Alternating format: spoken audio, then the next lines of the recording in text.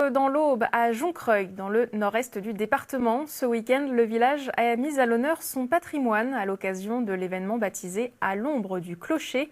Visite de l'église, inauguration du site clunisien et animation culturelle étaient au programme. Le but, entre autres, récolter des dons pour financer des projets de restauration.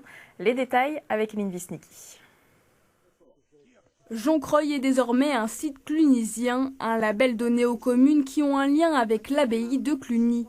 Avec la ferme de Parnol, qui se trouve non loin d'ici. Parnol était une ferme qui appartenait à la Chapelle aux Planches, à l'abbaye de la Chapelle aux Planches. Mais à un moment donné, en 1189 environ, la Chapelle aux Planches a fait don de cette ferme au prieuré de Margerie. Et le prieuré de Margerie dépendait de l'abbaye de Cluny. C'est un peu une publicité, on va dire. Une façon de faire connaître notre église, du fait qu'on est en train de la restaurer, afin de la faire connaître, de faire venir du monde. Durant le week-end, des visites de l'église sont proposées aux curieux.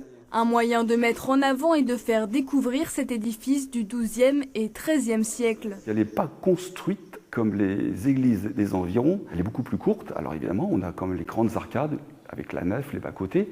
Le chœur est beaucoup plus réduit, mais non moins inintéressant parce qu'il possède un programme de décor peint et de décor sculpté qui n'est pas décrypté par rapport à nos réflexions habituelles sur l'art roman, sur les édifices qui seraient directement inspirés de l'influence de l'abbaye de Clairvaux, par exemple. C'est une église qui mérite qu'on mette un peu la lumière sur elle. C'est vrai que tout le monde ne vient pas forcément jusqu'à Joncreuil pour découvrir tous les trésors qu'il peut y avoir dans notre département. Exposition de maquettes et de peintures, démonstration de fabrication de couteaux, vide-maison.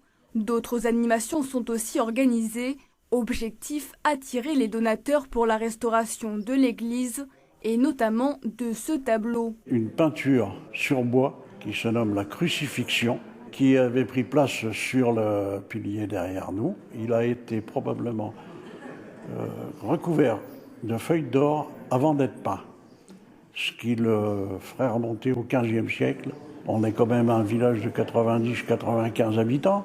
On a une histoire, on a beaucoup d'histoire. L'église est très vieille. Ce qui reste encore debout, la nef centrale, par exemple, de l'église, est quand même du XIIe siècle. Donc c'est un patrimoine qu'il ne faut pas lâcher.